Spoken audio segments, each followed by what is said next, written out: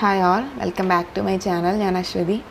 അപ്പോൾ നമ്മൾ ഇന്ന് നോക്കാൻ പോകുന്നത് നമ്മൾ HSIയുടെ സിലബസിലുള്ള ഡവർ ബീച്ച് എഴുതിയത് മാത്യു അർണോൾഡ്. അപ്പോൾ മാത്യു അർണോൾഡിൻ്റെ ഡവർ ബീച്ചാണ് നമ്മൾ നോക്കാൻ പോകുന്നത്. അപ്പോൾ ഇന്ന് നമ്മളിവിടെ ആദ്യമേ മാത്യു അർണോൾഡിനെ പറ്റി ഒന്ന് നോക്കുന്നുണ്ട്. അതിനുശേഷം ഇതിൻ്റെ ഓവറോൾ സമ്മറി ഇംഗ്ലീഷിലും മലയാളത്തിലും. ഇംഗ്ലീഷിൽ ജസ്റ്റ് പറഞ്ഞിട്ട് മലയാളത്തിൽ അത് എക്സ്പ്ലെയിൻ ചെയ്ത് പോകുന്നുണ്ട്. പിന്നീട് അത് കഴിഞ്ഞിട്ട് സ്റ്റാൻസ വൈസ് എക്സ്പ്ലനേഷൻ തരുന്നുണ്ട്. അതിനുശേഷം ലിറ്റററി ഡിവൈസസ് ഒക്കെ പറയുന്നുണ്ട്. അപ്പോൾ ഇതിൽ ജസ്റ്റ് സമ്മറിയും ലിറ്റററി ഡിവൈസസും ഒക്കെ മാത്രം വേണ്ടവരാണെന്നുണ്ടെങ്കിൽ ഫസ്റ്റ് സമ്മറി സെക്ഷൻ കാണുക. അതിനുശേഷം ആ ലാസ്റ്റ് കൊടുത്തേക്കുന്ന ആ ലിറ്റററി ഡിവൈസസിൻ്റെ ആ സെക്ഷൻ കാണുക. അത് കാണാൻ വിട്ടുപോകരുത്, കാരണം എല്ലാ ലിറ്റററി ഡിവൈസസും അതിൽ എക്സ്പ്ലെയിൻ ചെയ്ത് പറയുന്നുണ്ട്. അതല്ലാന്നുണ്ടെങ്കിൽ സ്റ്റാൻസ വൈസ് എക്സ്പ്ലനേഷൻ്റെ ഒപ്പം ലിറ്റററി ഡിവൈസസ് കാണുന്നതായിരിക്കും കുറച്ചുകൂടെ ബെറ്റർ. അപ്പോൾ സമയമൊന്നും ഇല്ല എന്നുണ്ടെങ്കിൽ സമ്മറി മാത്രം കണ്ടാൽ മതിയാവും. അപ്പോൾ നമുക്ക് മാത്യു അർണോൾഡിനെ പറ്റി ഡീറ്റെയിൽ ആയിട്ടൊന്ന് നോക്കാം. Matthew Arnold, born 24 December 1822 and died 15th April 1888, was an English poet and cultural critic who worked as an inspector of schools. He was the son of Thomas Arnold, the celebrated headmaster of Rugby School, and brother of both Tom Arnold, a literary professor, and William Delafield Arnold, novelist and a colonial administrator. Matthew Arnold has been characterized as a sage writer, a type of writer who chastises and instructs the reader on contemporary social issues. He was also an inspector of school for 35 years and supported the concept of state-regulated secondary education. In 1852, Arnold published his second volume of poem, Empedocles on Etna, and other poem. In 1853, he published poems, a new edition, a section from the new earlier volumes, famously excluding Empedocles and Etna, but adding new poem, Sorab and Ruslam, and The Scholar Gypsy in 1854. Poem, a second series, appeared also a selection. It included the new poem Bladder Dead. And Arnold was elected professor of poetry at Oxford in 1857, and he was the first in the position to deliver his lecture rather than in Latin. He was re-elected in 1862 on translating Homer in 1861, and the initial thoughts that Arnold would transform into culture and anarchy were among the fruit of the Oxford lectures. In 1859, he conducted the first of 3 trips to continent at the bench of Parliament to study European education practice. He self-published The Popular Education of France on 1861, the introduction to which was later published under the title Democracy 1879. In 1865, Arnold published Essay in Criticism, first series. Essay in Criticism, second series, would not appear under November 1888. Shortly after his untimely death in 1886, he published Therasis, his elegy to Claude, who had died in 1861. Culture and Anarchy, Arnold's major work in social criticism, was published in 1869.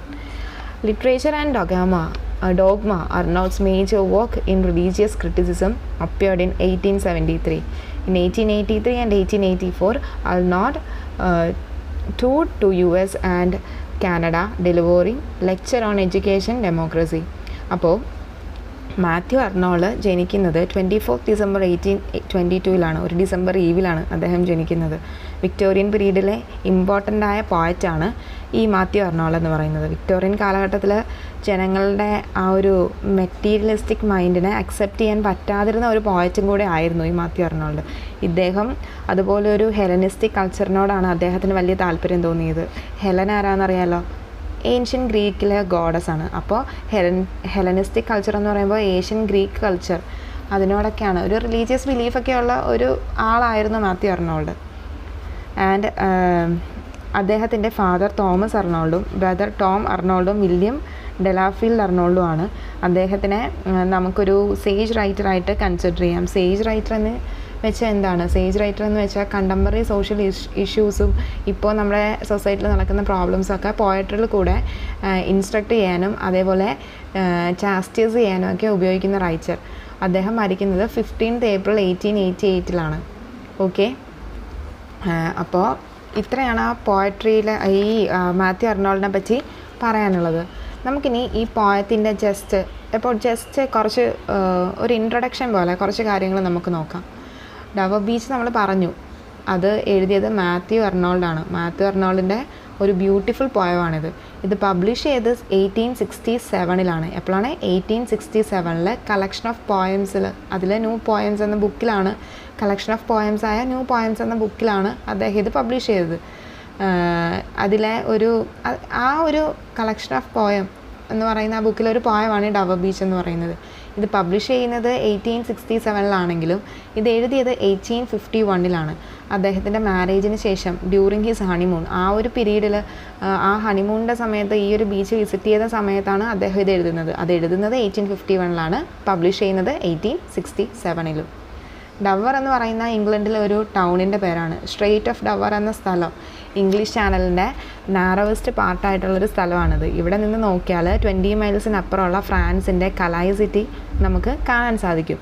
ഇതാണ് ഡവർ ബീച്ചിൻ്റെ പ്രത്യേകത എന്ന് പറയുന്നത്. അതായത് ഡവർ ബീച്ചിൽ നിന്ന് നോക്കിയാൽ 20 miles അവയുള്ള ഫ്രാൻസിൻ്റെ കലായ് city നമുക്ക് കാണാൻ സാധിക്കും. അപ്പോൾ അതാണ് ഈ പോയത്തിൻ്റെ സെറ്റിങ്ങും. അപ്പോൾ അതുപോലൊരു സെറ്റിങ്ങിലാണ് മാത്യു അർണോൾഡ് ഈ പോയം കമ്പോസ് ചെയ്തിരിക്കുന്നത്. ഇത് ഫ്രീ വേഴ്സിലാണ് എഴുതിയിരിക്കുന്നത്. ഒരു കോൺസ്റ്റൻറ്റ് റൈമിങ് സ്കീമൊന്നും ഇതിനില്ല. ഇതിൽ ടോട്ടൽ 37 ലൈൻസ് ആണുള്ളത്. ഇതിൽ ഒരു 4 അൺഈക്വൽ സ്റ്റാൻസ് ആയിട്ടാണ് ഇതിനെ ഡിവൈഡ് ചെയ്തിരിക്കുന്നത്. ഒരു ഡ്രാമാറ്റിക് മോണലോഗ് അല്ലെങ്കിൽ ഒരു എലിജി ആണെന്നും പറയാം, ഒരു ഡ്രാമാറ്റിക് മോണലോഗ് ആണെന്നും നമുക്കിതിനെ കൺസിഡർ ചെയ്യാം. ഇതിൽ സീയും ലൈഫും തമ്മിലൊരു മെറ്റഫർ ഉപയോഗിച്ച് അർണോൾഡ് ഈ പോയത്തിൽ ഒത്തിരി കാര്യങ്ങൾ ഡിസ്കസ് ചെയ്യുന്നുണ്ട്. അതിൽ കൂടുതലായിട്ടും അദ്ദേഹം പറയുന്നത് ഒരു ഫിയറൊക്കെ പറയുന്നുണ്ട്. ഒരു ആൻസൈറ്റിയും ഫിയറും എല്ലാം നിറഞ്ഞ ലൈഫായിട്ടാണ് ഇവിടെ അർണോൾഡ് ഈ സീനെ കമ്പയർ ചെയ്യുന്നത്. ഓക്കെ. അപ്പോൾ ഒരു ക്രിസ്ത്യൻ ബിലീഫ് നഷ്ടപ്പെട്ട് കഴിഞ്ഞപ്പോൾ, അതായത് ഒരു റിലീജിയൻ്റെയും ഒരു ഫെയ്ത്തും ഒക്കെ മനുഷ്യരിൽ നിന്ന് നഷ്ടപ്പെട്ട് കഴിഞ്ഞപ്പോൾ അദ്ദേഹത്തിന് ഉണ്ടാകുന്ന മനസ്സിലെ കുറേ ബുദ്ധിമുട്ടുകളൊക്കെയാണ്, അദ്ദേഹത്തിൻ്റെ സങ്കടങ്ങളും ആൻസൈറ്റിയും ഒക്കെയാണ് അദ്ദേഹം ഈ പോയത്തിലൂടെ നമ്മളോട് പറയുന്നത്. അതുപോലെ പാസ്റ്റിനോടുള്ളൊരു സെൻറ്റിമെൻറ്റ്സും ലോങ്ങിങ്ങും ഒക്കെ നമുക്ക് ഇതിൽ കാണാം. പാസ്റ്റിനോടുള്ള സെൻറ്റിമെൻറ്റ്സും ലോങ്ങിങ്ങും മാത്രമല്ല, വളരെ ഫാസ്റ്റായിട്ട് മാറുന്ന ഈ ലൈഫിനോട് അല്ലെങ്കിൽ ഈ വേൾഡിനോടുള്ള ഒരു ആൻസൈറ്റിയും നമുക്ക് ഈ പോയത്തിൽ നിന്ന് കാണാൻ സാധിക്കും. പിന്നെ സയൻസ് ആൻഡ് ഇൻഡസ്ട്രി വന്നതോടുകൂടി മതത്തിലെ വിശ്വാസം ആളുകൾക്ക് നഷ്ടപ്പെട്ടു. അതുകൊണ്ടുണ്ടാവുന്ന നഷ്ടപ്പെട്ടതിലുള്ളൊരു ലമൻറ്റേഷനും നമുക്ക് ഈ പോയത്തിൽ ഉടനീളം കാണാൻ സാധിക്കുന്നുണ്ട്. അപ്പോൾ നമുക്ക് ഈ പോയത്തിൻ്റെ ജസ്റ്റ് സമ്മറി ഒന്ന് നോക്കാം. Overall summary. ഈ സമ്മറി ഒന്ന് നോക്കിയതിന് ശേഷം നമുക്ക് സ്റ്റാൻസ വൈസ് അനലൈസ് ചെയ്യാം. The speaker look upon the calm sea and observe the fulfillment of tide and the moon reflecting on the water. Look across the English Channel. The speaker sees the light of French coast fade away, while the cliff of the English coast stand tall and bright, and the bay seems calm. Suddenly, the speaker addresses someone else and implores this person to come and look what the speaker is looking at, and to enjoy the night pleasant air. The speaker senses something is not quite right and describes the spot where the water meets the moonlit land. The speaker instructs the other person to listen to the sound of the pebbles as the waves shift them back and forth up the beach and down again. The speaker notes the slow repeating action and identifies it was eternal sadness. അപ്പോൾ ഇവിടെ speaker ആരാണ്? നമ്മുടെ poet, നമ്മുടെ Matthew Arnold തന്നെയാണ് ഇവിടെ speaker. നമുക്കങ്ങനെ consider ചെയ്യാം. അപ്പോൾ ഒരു കാം ആൻഡ് ആയിട്ടുള്ളൊരു കടൽ, ഒരു ഇംഗ്ലീഷ് ചാനൽ എന്താണെന്നറിയാലോ? It is an arm of Atlantic Ocean that separates southern England from northern France and linked to the southern part of Northern Sea by the Strait of Dover and its northeast end. അപ്പോൾ ഈ southern ഇംഗ്ലണ്ടിനെയും northern ഫ്രാൻസിനെയും തമ്മിൽ വേർതിരിക്കുന്ന കടലെടുക്കാണ് English channel എന്ന് പറയുന്നത്.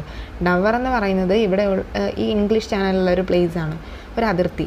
So ഈ English ചാനലിൻ്റെ ശാന്തത, നല്ല ടൈഡ് വാട്ടറാണ് ഇതിനുള്ളത്. ഇതിൻ്റെ മൂണിൻ്റെ ഇമേജൊക്കെ റിഫ്ലക്റ്റ് ചെയ്യുന്നുണ്ട്. അങ്ങനെ കുറച്ച് കാര്യങ്ങളൊക്കെയാണ് ഇവിടെ പറയുന്നത്.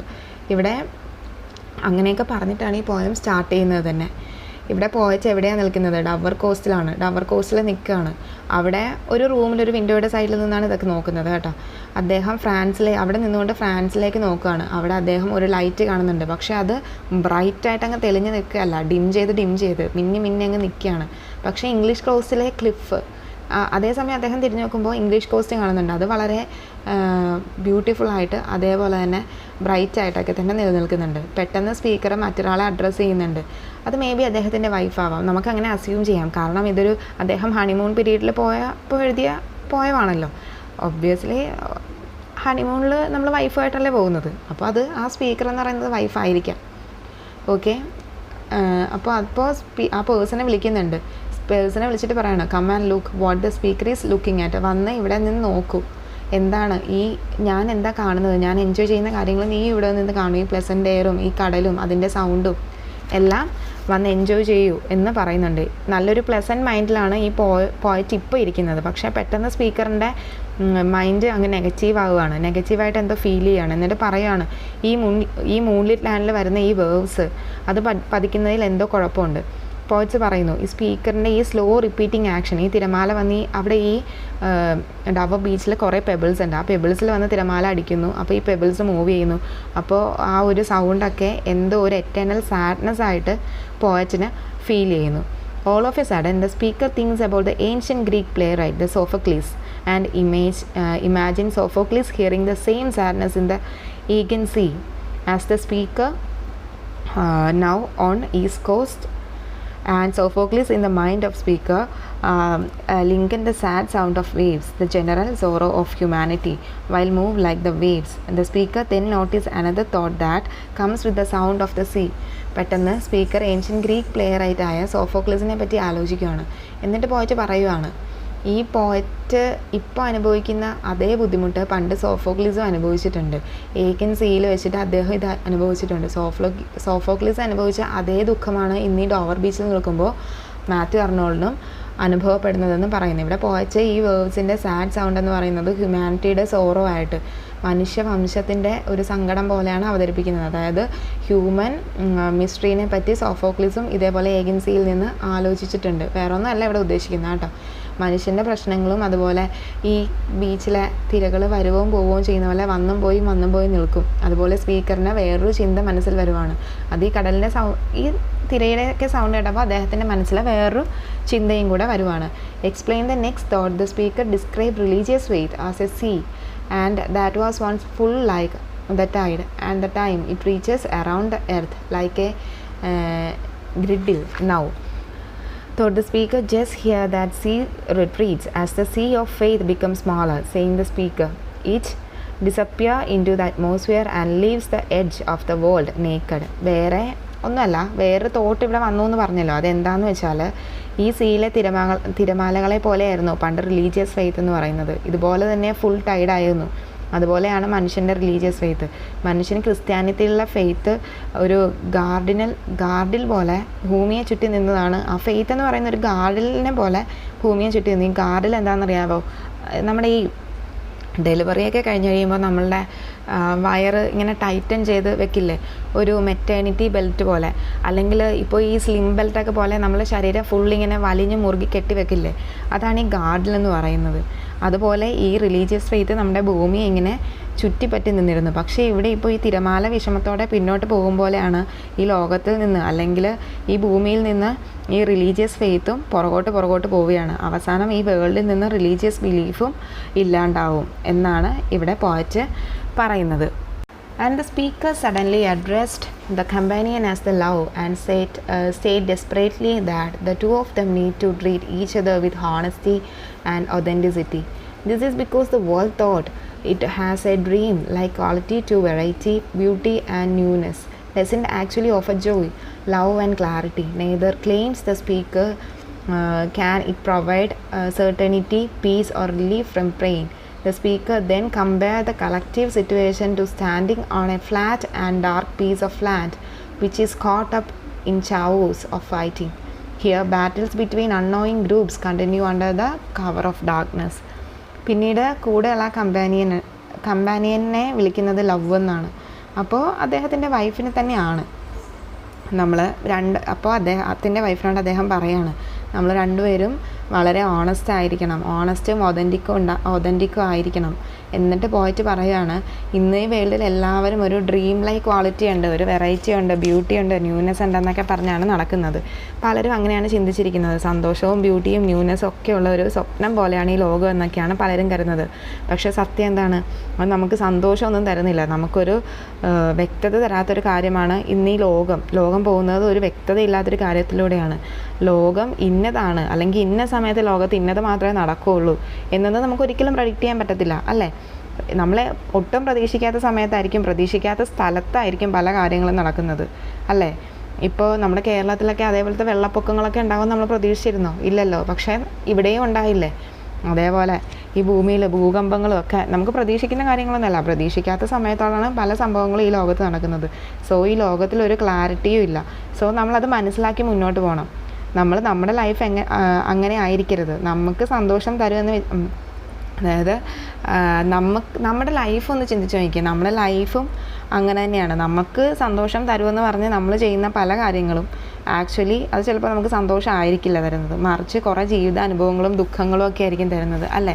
ചില കുട്ടികൾ പ്രേമിച്ച് ഒളിച്ചോടിയൊക്കെ പോകുന്നു. അങ്ങനെ എല്ലാവരുടെയും കാര്യം എടുത്തല്ല പറയുന്നത്. പക്ഷേ അവർ ഒരു സന്തോഷം പ്രതീക്ഷിച്ചൊക്കെ പോകുന്നു. പക്ഷേ അവർ ജീവിതത്തിൽ അനുഭവിക്കുന്നത് പല ബുദ്ധിമുട്ടുകളായിരിക്കും, ഇല്ലേ? നമ്മൾ പല ഫേമസ് ആയിട്ടുള്ള ആൾക്കാരുടെ ലൈഫ് നോക്കിയാലും നമ്മുടെ തന്നെ ലൈഫ് നോക്കിയാലും നമ്മൾ ചിലപ്പോൾ ഇന്നത് ചെയ്താൽ സക്സസ് ആവും എന്ന് പറഞ്ഞ് ചെയ്യുന്ന കാര്യങ്ങൾ ചിലപ്പോൾ അട്ടർ ഫെയിലിയർ ആയി പോകും, ഇല്ലേ? അതുപോലെ തന്നെ നമുക്ക് മുന്നിൽ ലാൻഡ് ഓഫ് ഡ്രീമാണ് വേൾഡ്. പക്ഷേ അത് നമുക്ക് യാതൊരു സ്ഥിരതയോ അല്ലെങ്കിൽ ഒരു സന്തോഷമോ നമ്മുടെ വിഷമത്തിൽ നിന്നൊരു മോചനമോ ഈ ലോകം നമുക്ക് തരുന്നുണ്ടോ? ഇല്ല. ഇപ്പോൾ ഇവിടെ നിൽക്കുന്ന ഈ ഫ്ലാറ്റായ ഡാർക്ക് പ്ലേസിലാണ് ഈ പോയറ്റും വൈഫും നിൽക്കുന്നത്. അവിടെ എന്താ നടക്കുന്നത്? ഒരു കലാപം, ഒരു ക്ലാഷാണ്. രണ്ട് ഇഗ്നോറൻ്റ് ആയിട്ടുള്ള ഗ്രൂപ്പ്സ് തമ്മിൽ അല്ലെങ്കിൽ പീപ്പിൾസ് തമ്മിലുള്ള ഒരു ക്ലാഷാണ്. ഇരുട്ടിൻ്റെ മറവിലൊരു ഫൈറ്റാണ് ഇവിടെ നടക്കുന്നത്. ഒരു സ്ട്രഗിളാണ് നടക്കുന്നത്. പക്ഷേ ഇവിടെ ആരാണ് നല്ലത്, ആരാണ് ചീത്ത എന്ന് മനസ്സിലാക്കാൻ പോലും നമുക്ക് സാധിക്കുന്നില്ല. അതായത് മനുഷ്യരാശി എന്ന് പറയുന്നത് വിവേകമില്ലാത്തവനാണ്. ഇവിടെ പോയിട്ട് പറയുന്നത് അങ്ങനെയാണ്. അതായത് ഇംഗ്ലണ്ടിൻ്റെ മണ്ണിൽ നിന്ന് ക്രിസ്ത്യാനിറ്റി അല്ലെങ്കിൽ ക്രിസ്ത്യൻ ബിലീഫ് പോയി. അപ്പോൾ ഏതാണ് നല്ലത്, സയൻസ് ആണോ അതോ റിലീജിയൻ ആണോ നല്ലത് എന്നൊന്നും മനസ്സിലാക്കാൻ പറ്റാത്ത ഒരു വംശമാണ് ഇവിടെ ഇപ്പോൾ ഉള്ളത് എന്നൊക്കെയാണ്. ആ ഒരു ഡിപ്രഷനൊക്കെയാണ് പോയച്ച് ഇവിടെ പറയുന്നത്. പക്ഷേ നമ്മൾ ഒരിക്കലും അങ്ങനെ ആവരുത്. നമ്മളുടെ ഉള്ളിൽ നമ്മൾ രണ്ടും എപ്പോഴും ട്രൂ ആയിരിക്കണം, ട്രസ്റ്റ് വർത്തി ആയിരിക്കണം. നമ്മളുടെ ഉള്ളിൽ റിലീജിയസ് ബിലീഫ് വേണമെന്ന് തന്നെയാണ് അദ്ദേഹം പറയാതെ പറയുന്നത്. അങ്ങനെ ഓരോരുത്തരും അങ്ങനെ മാറണമെന്നാണ്.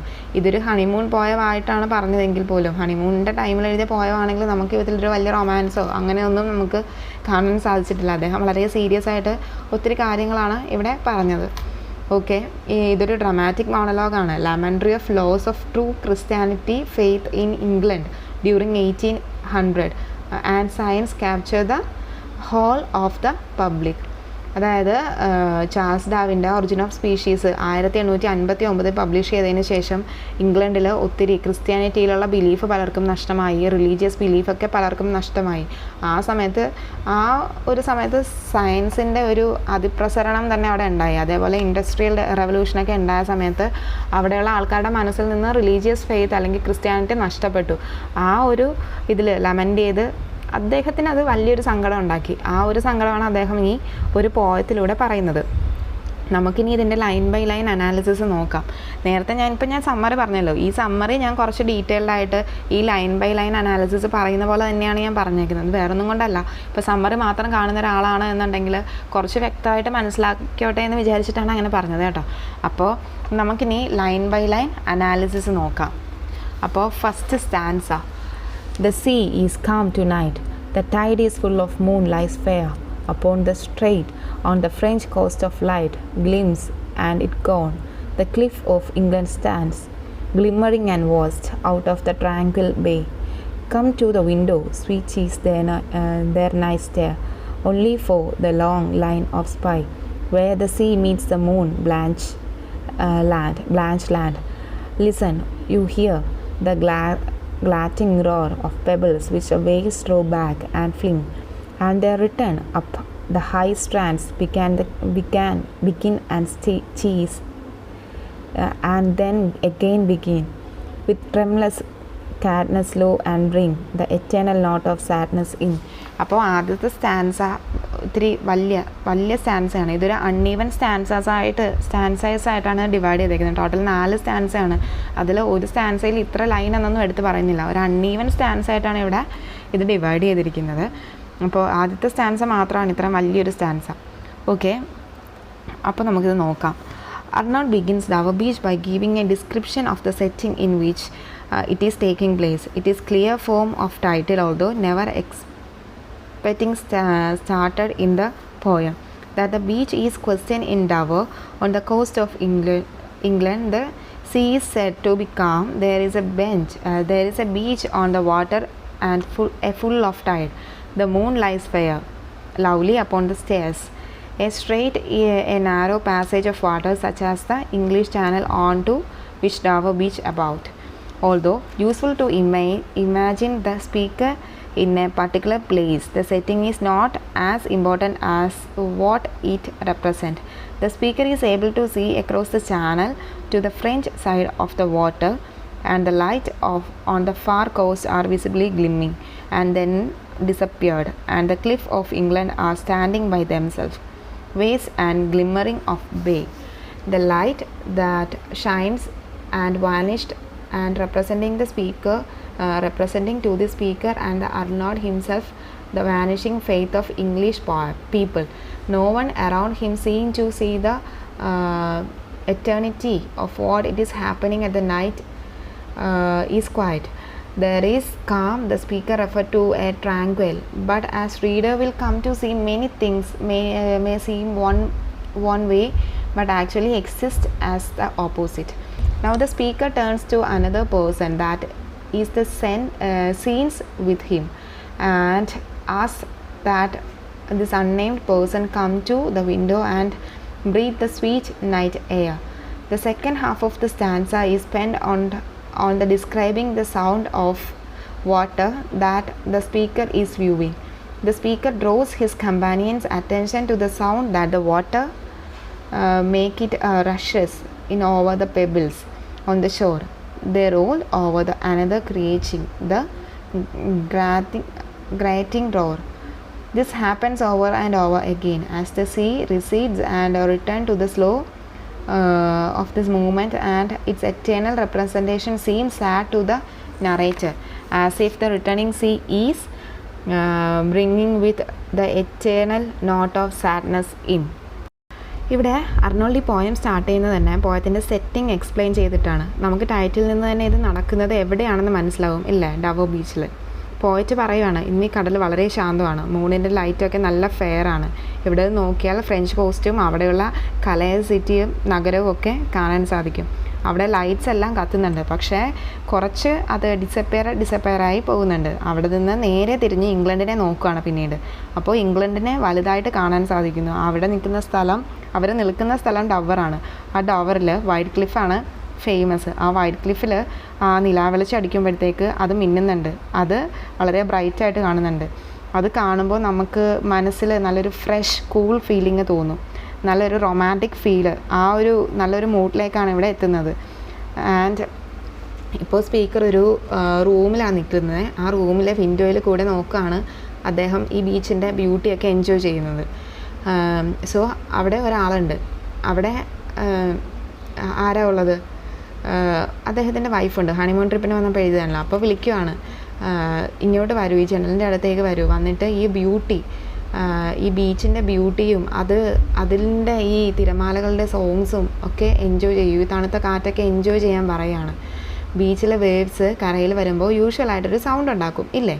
പക്ഷേ ഈ ഡവർ ബീച്ചിൽ ഫുള്ള് പെബിൾസ് ആണുള്ളത്, കുഞ്ഞു കുഞ്ഞു കല്ലുകളാണുള്ളത്. അപ്പോൾ ആ തിരമാലകൾ ആ പെബിൾസിൽ വന്ന് മുട്ടി തിരിച്ചു പോകുമ്പോൾ ഒരു റിതമിക് സൗണ്ട് ഉണ്ട്. ആ സൗണ്ട് ഒന്ന് കേട്ട് നോക്കൂ എന്നൊക്കെയാണ് ഇവിടെ പറയുന്നത്. ഈ തിരമാല കരയിലേക്ക് വരുകയും തിരിച്ചു പോവുകയും ചെയ്യുന്നുണ്ട്. അപ്പോൾ പെബിൾസ് ആയിട്ടാണ് തിരമാല കരയിലേക്ക് വരുന്നു, എന്നിട്ട് തിരിച്ചു പോകുമ്പോൾ പെബിൾസിനെ കൊണ്ടാണ് തിരിച്ചു പോകുന്നത്. എന്നിട്ട് വരുമ്പോൾ വീണ്ടും കൊണ്ടുവരും. അങ്ങനെ ഇത് അനങ്ങുമ്പോഴത്തേക്കൊരു സൗണ്ട് ഉണ്ടാവും, പിന്നെ അത് പോകുമ്പോൾ നിശബ്ദത, വീണ്ടും വരുമ്പോൾ ഒരു സൗണ്ട് ഉണ്ടാവും. അങ്ങനെ ഈ സൗണ്ട് മാറി മാറി ഇങ്ങനെ വരുന്നുണ്ട്. അതൊരു ബ്യൂട്ടിഫുൾ മ്യൂസിക് പോലെയാണ് ഇവിടെ പോയറ്റിന് തോന്നുന്നത്. പക്ഷേ ആ മ്യൂസിക്കിൽ എന്തോ ഒരു സങ്കടം നിറഞ്ഞു നിൽക്കുന്നുണ്ട് എന്നാണ് പോയറ്റ് പറയുന്നത്. ഇനി നമുക്ക് സെക്കൻഡ് സ്റ്റാൻസ നോക്കാം. Sophocles long ago heard it on Aegon, and it brought into his mind the turbid ebb and flow, the human mystery we find also the sound, I thought, hearing it by the distant northern sea. The sea okay, ഇത്രയാണ് second stanza എന്ന് പറയുന്നത്. The second stanza is much shorter and relates the world in which the two characters are into the large picture of history. The speaker states that long ago Sophocles also heard the sound on the Aegean Sea as the tide came in. It too brought to his mind the feeling of human mystery and how these emotions ebb and flow. Sophocles, who penned the play Antigone, is one of the best known dramatist writers in ancient Greece. അപ്പോൾ Arnold is hoping to bring the reader attention to the universal experience of mystery that all thoughts time have lived with this short stanza, and with a return to the present as the narrator states that we too are finding same emotion in the sounds. Second stanza നോക്കിയാൽ Greek play right ആയ സോഫോക്ലിസിനെ അദ്ദേഹം ഈ ഒരു സ്റ്റാൻസയിൽ പറയുന്നുണ്ട്. അദ്ദേഹം Aegean സീയിൽ നിന്നപ്പോൾ ഈ സീയുടെ ദുഃഖത്തെപ്പറ്റി അദ്ദേഹവും പറഞ്ഞിരുന്നു എന്നാണ് പറയുന്നത്. സോഫോക്ലിസും ഈ സീയുടെ നിൽക്കുമ്പോൾ എന്തോ ഒരു ദുഃഖം ഫീൽ ചെയ്യുന്നു തോന്നുന്നു എന്ന് പറഞ്ഞിരുന്നു. അതുപോലെ തന്നെ മാത്യു അർണോൾഡും ഈ തിരമാലകൾ എന്തോ സങ്കടം പറയുന്ന പോലെ, അല്ലെങ്കിൽ തിരമാലകളുടെ സൗണ്ട് ഒരു സങ്കടം പോലെ അദ്ദേഹത്തിനും ഫീൽ ചെയ്യുന്നുണ്ട്. ആ ഇൻസ്പിരേഷൻ വെച്ചിട്ടാണ് സോഫോക്ലിസ് തൻ്റെ പ്ലേസിൽ ഹ്യൂമൻ മിസ്റ്ററിയും മനുഷ്യരുടെ ദുരിതത്തെ പറ്റിയൊക്കെ പറഞ്ഞിരുന്നത് എന്നാണ് പോയറ്റ് ഇവിടെ പറയുന്നത്. എന്നിട്ട് പോയറ്റ് പറയുകയാണ്, ഈ തിരമാലകളുടെ സൗണ്ട് കേൾക്കുമ്പോൾ നമുക്കും ആ ഒരു ദുഃഖവും ആ പ്രശ്നവും എല്ലാം മനസ്സിലാവുന്നുണ്ട്. ഈ തിരമാലകളെല്ലാം ഹ്യൂമൻ മിസ്റ്ററിയെ പറ്റിയാണ് പറയുന്നതെന്നാണ് ഇവിടെ മാത്യു അർണോൾഡ് പറയുന്നത്. ഇനി നമുക്ക് തേർഡ് സ്റ്റാൻസ നോക്കാം. Was once too at the full and round at shore, lay like the fold of a bright girdle full furled, but now I only hear its melancholy long withdrawing roar, retreating to the breath of the night wind down the west edge dread and naked strings of the world. ഇവിടെ third സ്റ്റാൻസയിൽ എന്താ പറയുന്നത്? In the third stanza of Dover Beach, it became clear that Arnold is in fact speaking about diminishing faith his countrymen and women. He described the sea of faith once covered all the round earth shore and held everyone together like a girdle. Now, through this poem, the time has passed. No longer is popular and united by a common Christian faith in God, by as Arnold see it, spread apart by new science and conflicting opinions. The comparison that has been crafting between the drawing away and coming in the sea is now made clear, as his speaker says there is no longer any return. The sea is only receding now, melancholy and long. It is retreating from England and from rest of the lands of the earth and leaving people exposed. അപ്പോൾ third സ്റ്റാൻസയിൽ ഒരു നല്ല metaphor use ചെയ്യുന്നുണ്ട്, the sea of faith എന്ന്. അദ്ദേഹം ഉദ്ദേശിക്കുന്നത് religious faith ആണ്. അദ്ദേഹത്തിൻ്റെ മുന്നിൽ ആ കടലിനെ അല്ലെങ്കിൽ സീ ഓഫ് ഫെയ്ത്ത് ആയിട്ടാണ് കമ്പയർ ചെയ്യുന്നത്. ഒരു കാലത്ത് ഈ റിലീജിയസ് ഫെയ്ത്ത് എല്ലാം ഈ തിരമാല എങ്ങനെയാണോ ഉണ്ടായിരുന്നത്, ഉയരുന്നത്, അതുപോലെ ഉയർന്നിരുന്നു. എല്ലാവരും റിലീജിയസ് ആയിരുന്നു, മോറൽ ആയിരുന്നു. ഇന്ന് അതേപോലെ തന്നെ ആ ഒരു വേർഡ് ഇവിടെ പറഞ്ഞിരുന്നല്ലോ, ഗിർഡിൽ എന്ന് പറഞ്ഞിട്ട്. അത് എന്താണെന്ന് വെച്ചാൽ നമ്മൾ ഈ ഒരു ബെൽറ്റാണ് നമ്മുടെ ശരീരം ഏൻഷ്യൻ, അതായത് ഇംഗ്ലണ്ടിലൊക്കെ അവിടുത്തെ സ്ത്രീകളൊക്കെ യൂസ് ചെയ്തിരുന്നൊരു ബെൽറ്റ്. ഇങ്ങനെ ഒരു ഷേപ്പ് വരാൻ വേണ്ടി നമ്മൾ യൂസ് ചെയ്യില്ലേ. ഇപ്പോൾ ഡെലിവറിയൊക്കെ കഴിഞ്ഞിട്ട് നമ്മൾ മെറ്റേണിറ്റി ബെൽറ്റൊക്കെ വലിഞ്ഞു മുറുക്കി കെട്ടില്ലേ ഒരു ബെൽറ്റ്, അതുപോലെ, അല്ലെങ്കിൽ ഒരു ഷേപ്പ് ബെൽറ്റൊക്കെ ഇടില്ലേ, അതുപോലെ നമ്മുടെ ശരീരത്തിനെ അത് വലിഞ്ഞു മുറുങ്ങുന്ന പോലെ ക്രിസ്ത്യൻ ബിലീഫും ഈ വേൾഡിനെ, അല്ലെങ്കിൽ ഒരു റിലീജിയസ് ബിലീഫും ഈ വേൾഡിനെ വലിഞ്ഞു മുറുക്കി വെച്ചിരുന്നു എന്നാണ് പറയുന്നത്. ഒരു ലോകത്തിന് ഒരു ഓർണമെൻറ്റ് പോലെ ആയിരുന്നു ഈ സീ ഓഫ് ഫെയ്ത്ത് അഥവാ റിലീജിയൻ എന്ന് പറയുന്നത്. പക്ഷേ ഇപ്പോൾ ആ സീ ഓഫ് ഫെയ്ത്ത് കുറഞ്ഞു പോയി, സാഡായി, ഡിസലേറ്റഡായി, ഒരു മെലങ്കളി ഫീല് മാത്രമാണ് ഇപ്പോൾ ഉള്ളത്. എന്താണെന്ന് വെച്ചാൽ മോഡേണൈസേഷൻ വന്നപ്പോൾ എല്ലാവരും റിലീജിയസിനെ ക്വസ്റ്റ്യൻ ചെയ്യാൻ തുടങ്ങി. ആരും ആരെയും വിശ്വസിക്കുന്നില്ല. എല്ലാവരും പരസ്പരം എന്താണെന്ന് ക്വസ്റ്റ്യൻ ചെയ്യാനും ഇന്നത് കണ്ടെത്താനുമുള്ള ഒരു ഓട്ടപ്പാച്ചിലൊക്കെയാണ്. ഈ ലോകത്തു നിന്ന് തന്നെ റിലീജിയസ് ഫെയ്ത്ത് എല്ലാം ഡിസപ്പയർ ആവാൻ തുടങ്ങി എന്ന് പറയുകയാണ്. ഈ വേവ്സിലെ തിരകൾ കടലിലേക്ക് പോകുമ്പോൾ ഈ പെബിൾസ് എങ്ങനെയാണ് നേക്കഡായി മാറുന്നത്? അതായത് തിരകൾ പോകുമ്പോൾ ഈ പെബിൾസിൻ്റെ മേത്ത് വാട്ടർ ഇല്ല, അപ്പോൾ അത് നേക്കഡായി പോകും. അതുപോലെയാണ് റിലീജിയസ് ഫെയ്ത്ത് ഇല്ലാതെ ഒരു മനുഷ്യൻ്റെ ജീവിതവും പ്രൊട്ടക്റ്റഡ് ആയിട്ടിരിക്കുകയാണ്, അല്ലെങ്കിൽ ഒരു ട്രസ്റ്റ് വർത്തി ഇല്ലാതെ ഇരിക്കുന്നു എന്നൊക്കെയാണ് ഇവിടെ പോയറ്റ് പറയുന്നത്. നമുക്കിനി ലാസ്റ്റ് സ്റ്റാൻസ നോക്കാം. ഹാ love let's be true to one another, for the world which seemed to lie before us like a land of dreams, so various, so beautiful, so new, hath really neither joy nor love nor light, no certitude, no peace, no help for pain, and we are here as on the darkling plain, swept with confused alarms and struggling and fight, where ignorant armies clashes by night. At the beginning of fourth stanza, it becomes clear that companion who is looking out over the water with speaker is most likely over the romantic partner. He speaks now directly to her and perhaps to all those true beliefs in God that are still out there. He asks that they remain true to one another in the land of dreams. The world is no longer what it was. It was more like a dream that the reality he is used to. It is a land that appears to be full of various beautiful new and joyous things, but that is not the case. The new world is in fact without joy, love or light, certitude or peace, or finally help for those in pain. It is not what it appeared to be. The poem concludes with a pessimistic outlook on the stage, the planet, as the people are suffering around around the world on a darkling plain, confused and fighting for things they don't understand. Real suffering is going on. The faith is slipping away.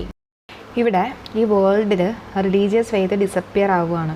എന്ത് ചെയ്യാമെന്ന് വെച്ചാൽ നമുക്ക് പരസ്പരം true ആയിട്ടിരിക്കാം, നമുക്ക് ഫെയ്ത്തിനെ save ചെയ്യാം. ഒരു ഫേക്കായ life lead ചെയ്യാതെ സത്യമായ ഒരു ജീവിതം ഇനി നമുക്ക് ലീഡ് ചെയ്യാം. ഞാനും നീയും പരസ്പരം ട്രസ്റ്റ് വർത്തി ആയിരിക്കണം എന്നാണ് ഈ ലേഡി ലവിനോട് പാറ്റ് പറയുന്നത്. ഈ ഡവർ ബീച്ചില്ലേ, അത് വളരെ ബ്യൂട്ടിഫുൾ ആയിട്ടുള്ള ഒരു ഡ്രീം ലാൻഡ് പോലെയാണ്. ഒരു ലാൻഡ് ഓഫ് ലവ് പോലെയൊക്കെ നമുക്ക് തോന്നും. പക്ഷേ ആക്ച്വലി ഇവിടെ സന്തോഷമോ സമാധാനമോ വെളിച്ചമോ അങ്ങനെ ഒന്നും തന്നെ ഇവിടെ ഇല്ല.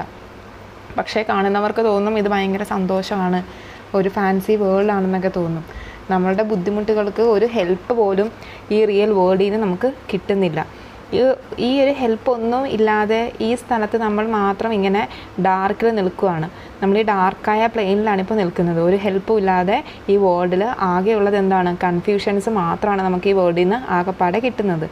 അതാണ് നമ്മുടെ ശത്രു ആരാണ്, അല്ലെങ്കിൽ ആരാണ് നമ്മുടെ മിത്രം, നമ്മൾ ആരെ വിശ്വസിക്കണം, വിശ്വസിക്കാൻ പാടില്ല എന്നൊന്നും നമുക്ക് ഇവിടെ നിന്ന് മനസ്സിലാവുന്നില്ല.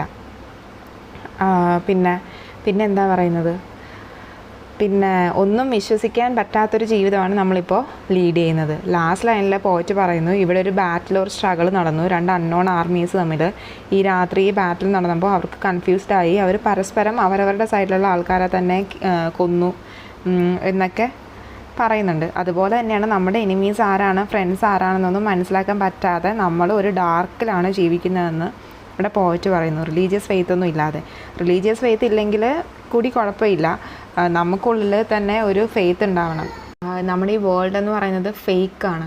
ഈ ഡവർ ബീച്ചിനെ നോക്കുമ്പോൾ നമുക്ക് തോന്നും ഇത് ഭയങ്കര ബ്യൂട്ടിഫുൾ ആണ്, ഒരു ഇമാജിനറി വേൾഡാണ് എന്നൊക്കെ തോന്നും. അതുപോലെ തന്നെയാണ് ഈ വേൾഡും നമുക്ക് ഭയങ്കര ബ്യൂട്ടി ആയിട്ടോ അല്ലെങ്കിൽ ഒരു ഡ്രീം ലാൻഡ് പോലെയൊക്കെ തോന്നും. പക്ഷേ അതിൻ്റെ ഉള്ളിലേക്ക് നോക്കുമ്പോൾ അത് വളരെ മോശമാണ്. അതൊരു മാസ്കിനുള്ളിലാണുള്ളത് ഈ നമ്മുടെ ഈ വേൾഡ് എന്ന് പറയുന്നത്.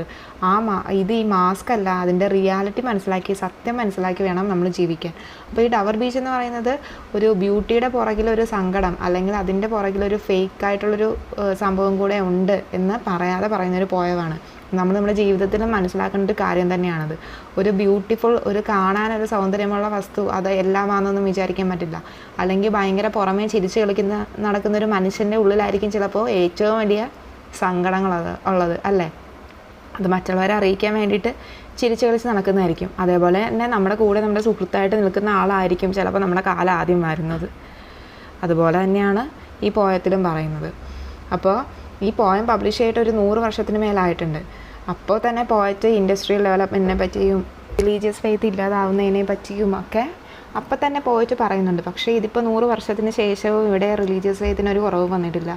ഇനിയിപ്പോൾ എനിക്ക് തോന്നുന്നു ഇപ്പോൾ നമ്മൾ ഭയങ്കര അഡ്വാൻസ്ഡ് ആയെങ്കിലും റിലീജിയസ് ഫെയ്ത്ത് കുറച്ചുകൂടെ കൂടിയെന്നാണ് എനിക്ക് തോന്നുന്നതല്ലേ. അപ്പോൾ ഇനി എത്ര വർഷം കഴിഞ്ഞാലും ഇതിങ്ങനെ കൂടിക്കൊണ്ട് തന്നെ ഇരിക്കുകയുള്ളൂ. അപ്പോൾ അതേപോലെ തന്നെ എത്ര വർഷം കഴിഞ്ഞാലും ഈ പോയവും അതേപോലെ തന്നെ ഭയങ്കര റെലവൻറ്റും ആയിരിക്കും. അപ്പോൾ ഇതിൽ യൂസ് ചെയ്തിരിക്കുന്ന ലിറ്റററി ഡിവൈസസൊക്കെയാണ് ഈ ബാക്ക്ഗ്രൗണ്ടിൽ ഇങ്ങനെ പോയിക്കൊണ്ടിരിക്കുന്നത്. അപ്പോൾ അത് ഏതൊക്കെയാണെന്ന് വെച്ചാൽ അസോണൻസ് ഉണ്ട്, alliteration, enjambment, allusion, pathetic fallacy, symbolism, simile, imagery ഒക്കെയാണ് യൂസ് ചെയ്തിരിക്കുന്നത്. അത് ആ ഒരു ഒരു PPT നോക്കിയിട്ട് ജസ്റ്റ് അതൊന്ന് എഴുതിയെടുക്കുക. ആ ഒരു സ്ലൈഡ് നോക്കിയിട്ട് അത് ഏതൊക്കെയാണെന്നും എവിടെയാണ് യൂസ് ചെയ്തേക്കുന്നതെന്നും ജസ്റ്റ് നിങ്ങൾ എഴുതിയെടുക്കുക. അത് വളരെ ഹെൽപ്ഫുള്ളായിരിക്കും. അപ്പോൾ ക്വസ്റ്റ്യൻ ആൻസർ സെക്ഷനായിട്ട് ഞാൻ പുതിയൊരു വീഡിയോ ഇടാം ഇതിൻ്റെ തന്നെ ക്വസ്റ്റ്യൻ ആൻസറായിട്ട്. അപ്പോൾ നിങ്ങൾക്ക് എല്ലാവർക്കും ഈ ഡവ ബീച്ച് എന്ന് പറയുന്ന ഈ ഒരു പോയം മനസ്സിലായിട്ടുണ്ടാവും എന്നാണ് ഞാൻ വിചാരിക്കുന്നത്. അപ്പോൾ മനസ്സിലായിട്ടുണ്ടെങ്കിൽ HSA പഠിക്കുന്നവർക്കും അതേപോലെ ലിറ്ററേച്ചർ സ്റ്റുഡൻസിനൊക്കെ നമ്മുടെ പേജ് നമ്മുടെ ചാനലൊന്ന് ഷെയർ ചെയ്ത് കൊടുക്കുക. ഇഷ്ടപ്പെട്ടിട്ടുണ്ടെങ്കിൽ ലൈക്ക് ചെയ്യുക, ഷെയർ ചെയ്യുക, കമൻറ്റ് ചെയ്യുക, സബ്സ്ക്രൈബ് ചെയ്യാത്തവർ സബ്സ്ക്രൈബ് ചെയ്യുക. Okay, thank you so much for watching my channel.